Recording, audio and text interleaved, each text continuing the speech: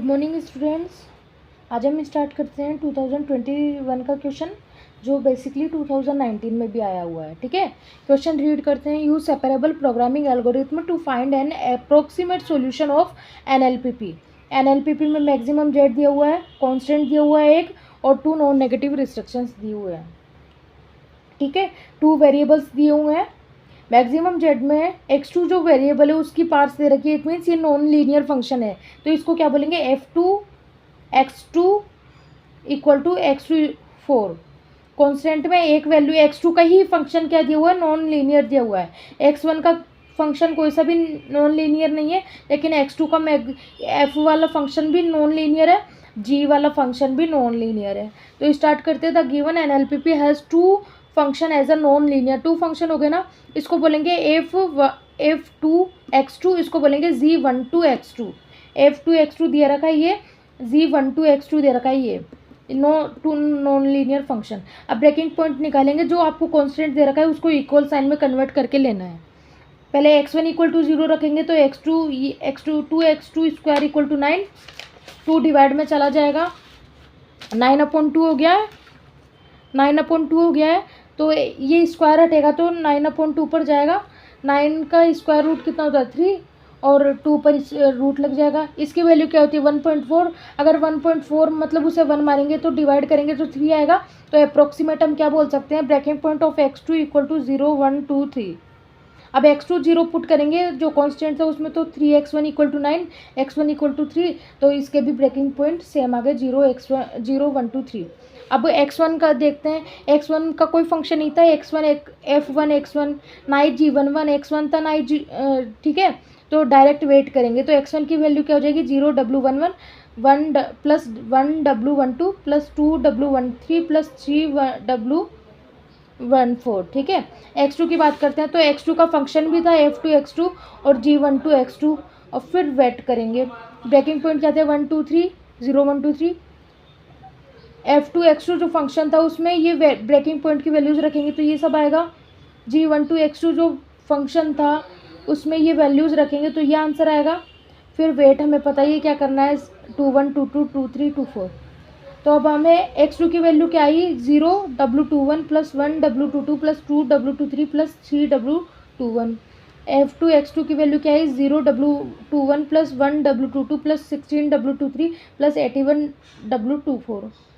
इसकी value g12 x2 की 0w12 21 plus 2w22 plus 8w23 plus 18w24, ये जो मैंने यहाँ पे लिख दिया है। ठीक है, अब मैक्सिमम जेड की बात करते हैं। मैक्सिमम जेड क्या था आपके पास, x1 plus x24, x1 plus x24। x1 क्या है, ये रहा, तो ये पूरा का पूरा लिखना है, प्लस x24 क्या था, f2 x2 था, x24। ठीक है, ये पूरा ऐसे कैसे लिख देंगे आगे। फिर 0 s1 करना पड़ेगा, क्योंकि एक वेरिएबल हमें कांस्टेंट में मानना पड़ेगा उसको इक्वल साइन में कन्वर्ट करने के लिए। ठीक है, तो s1 का कोफिशिएंट क्या हो जाएगा, मैक्सिमम जेड में 0। कांस्टेंट पे आते हैं। कांस्टेंट क्या था आपके पास, कांस्टेंट था 3x1 plus 2x2 square great less than 9, 3x1। तो x1 की वैल्यू क्या है, ये 3 से मल्टीप्लाई करना पड़ेगा। 3 से मल्टीप्लाई किया, ये 0w11 ही रह जाएगा। 3 से मल्टीप्लाई किया प्लस 3w12, हाँ ये रहा 3w12 प्लस 3 से मल्टीप्लाई करेंगे 6w13, 3 से मल्टीप्लाई करेंगे 9w12। ठीक है, अब 14। अब x2 का ये दे रखा है प्लस 2x2 स्क्वायर, तो ये पूरी ऐसे कैसे वैल्यू लिख देंगे आगे।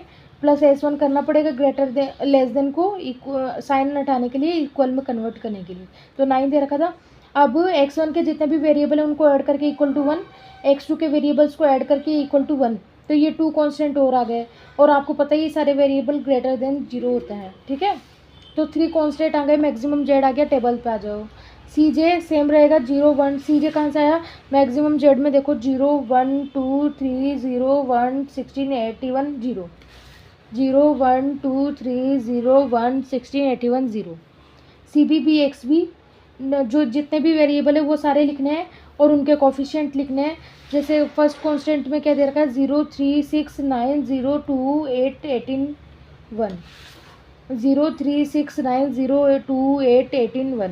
ठीक है, अब नेक्स्ट कॉन्स्टेंट में आपको क्या दे रखा है, 1 1 1 2 1 3 1 4 की वैल्यू कोफिशिएंट क्या है इन सबके 1 1 1 1 1 और सारे 0, ऐसे ही यहाँ से 1 1 1 और ये पहले के सारे 0।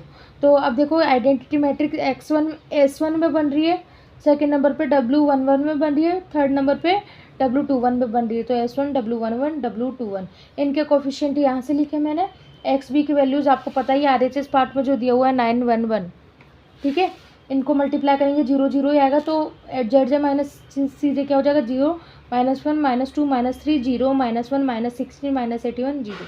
मोस्ट नेगेटिव कौन सा है -81,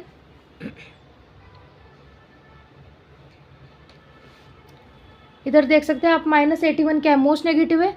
मोस्ट नेगेटिव है तो हमें किसको एंटर करवाना चाहिए, W24 को।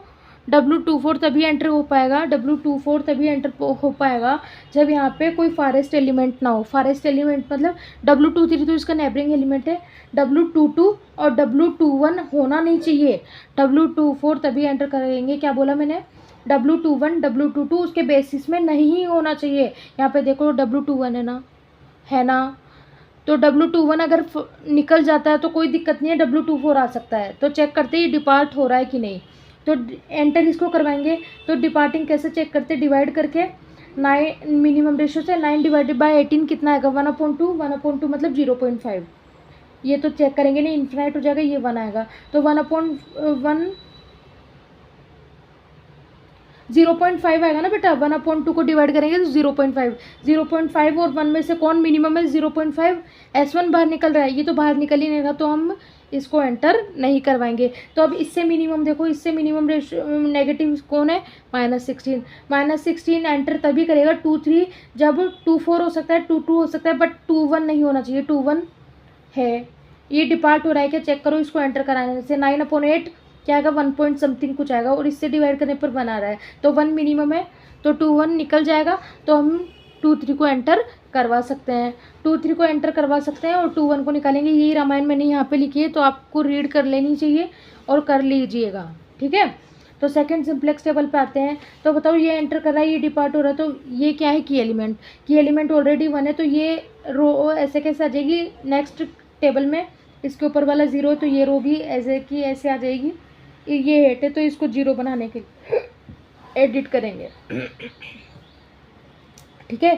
सीजे सेम रहेगा, ये नेक्स्ट रो भी सेम रहेगी, यहाँ पे ये वाली रो सेम रख दी, ये वाली रो सेम रख दी। अब इसको क्या बनाना था, 0 बनाना था। 8 को क्या बनाना था, 0 बनाना था। 0 बनाने के लिए इसको वर्टिकली लिख लेंगे, 9 0 3 6 9 0 2 8 18 1, ठीक है। हमने इसको वर्टिकली लिखा, इन सब में से माइनस किया क्या 8, इन सब में से माइनस करेंगे क्या 8, तो 8 सब में से माइनस कर दिया, फिर मल्टीप्लाई कर दिया न्यूरो ये थी, ये तो हमें क्या मिल जाएगा, ये मिल जाएगा सॉल्व करने पर, ठीक है।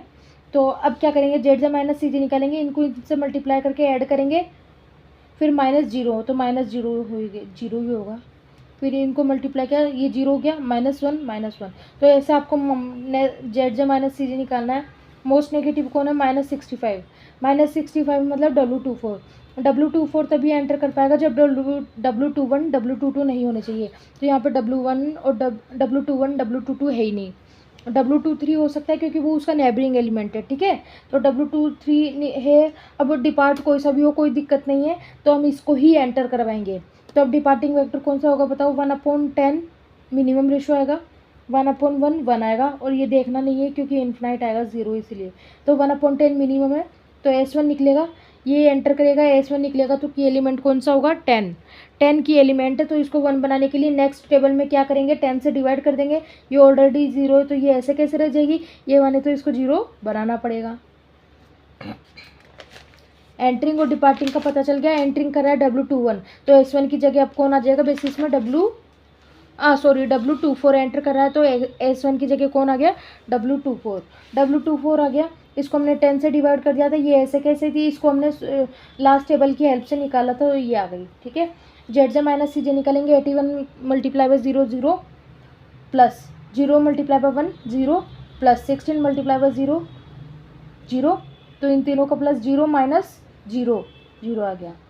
ये तो निकालना आता है ना, इसको मल्टीप्लाई करेंगे प्लस, इसको मल्टीप्लाई करेंगे प्लस, इसको मल्टीप्लाई करेंगे, जो फाइनल आंसर आएगा उसमें से माइनस करेंगे 1, तो ये आ गया। ऐसे ही आ गया। मोस्ट नेगेटिव आपको दिख ही रहा होगा, क्या दिख रहा होगा, यहाँ पे 2 वैल्यूज़ है most negative 36 and 24। 36 most negative है, ये तभी एंटर कर सकता है W21 तभी एंटर कर सकता है जब इसका फारेस्ट एलिमेंट W23 24 नहीं होना चाहिए। 23 24 दोनों ही है। अगर डिपार्ट भी कराएंगे तो एक ही को करा सकते हैं, दोनों को तो नहीं करवा सकते ना, तो W21 एंटर नहीं करेगा। अब आते हैं W22 पर। W22 तभी एंटर करेगा जब W24 नहीं होना चाहिए, क्योंकि ये फारेस्ट एलिमेंट है, W24 है। तो देखते हैं ये डिपार्ट हो रहा है कि नहीं, तो देखते हैं इसको एंटर करवाएंगे तो मिनिमम रेशियो निकालेंगे 1/10 डिवाइडेड बाय, इसको तो देखेंगे नहीं नेगेटिव, इससे तो डिवाइड करना नहीं है, इससे डिवाइड करेंगे नहीं क्योंकि 0 आ गया, इन्फिनिट बन जाएगा। तो मतलब कौन निकलेगा, W23। W24 निकल नहीं रहा तो इसको भी एंटर नहीं करवाएंगे, और कोई मोस्ट नेगेटिव एलिमेंट है नहीं, तो हमारा फाइनल आंसर आ गया। So the optimal solution is W11 की वैल्यू क्या है 1, W23 equal to 9/10, W24 equal to 1/10 1/10। यहाँ पे थोड़ा सा मैंने जेल पेन यूज़ किया था तो मिसमैच हो गया है, आपको याद रखना चाहिए, ठीक है। मैक्सिमम जेड की वैल्यू ये थी +0 S1 था, वो ऑलरेडी 0 हो जाएगा क्योंकि S1 0 था, ठीक है। अब इसमें जो जो वैल्यू दी हुई है वो पुट करो और जो नहीं दी हुई है उनको 0। W12 नहीं दे रखा ना तो 0, W13 नहीं दे रखा तो 0, W14 नहीं दे रखा तो 0, W22 नहीं दे रखा तो 0, W22 नहीं दे रखा, ठीक है, W23 दे रखा है, W24 दे रखा है, W11 दे रखा है, लेकिन W11 का कोफिशिएंट 0 था तो 0 W11 होता तो कुछ भी दे रखा होता वो 0 हो जाता, इसलिए मैंने उसको लिखा नहीं। W24 की कोफिशिएंट 81 और इसकी वैल्यू 1/10, तो ये सॉल्व किया मैंने, 1/10 सॉल्व किया तो क्या आ गया 225/10, कट किया तो क्या आ गया 45/2। तो ये आपका फाइनल आंसर है। यहाँ तक कोई दिक्कत हो तो बताओ बच्चों।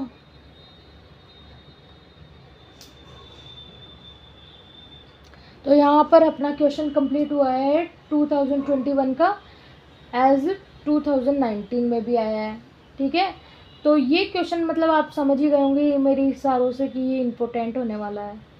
इम्पोर्टेंट मतलब मोस्ट इम्पोर्टेंट होने वाला है, 2 टाइम रिपीट हुआ है ये क्वेश्चन, और पहले कब से रिपीट होता आ रहा है ये भी नहीं पता। हम तो 5 ईयर्स के पेपर सॉल्व कर रहे हैं, और इन 5 ईयर्स के ही पेपर्स को अच्छे से करना। इस वाले पेपर की बात कर रही हूँ मैं, इस वाले पेपर में ओनली ये 5 ईयर्स के क्वेश्चन ही करने हैं, आपको 100 आउट ऑफ 100 मिलेंगे, ये मेरा वादा है आपसे, ठीक है। तो मिलते हैं नेक्स्ट लेक्चर में।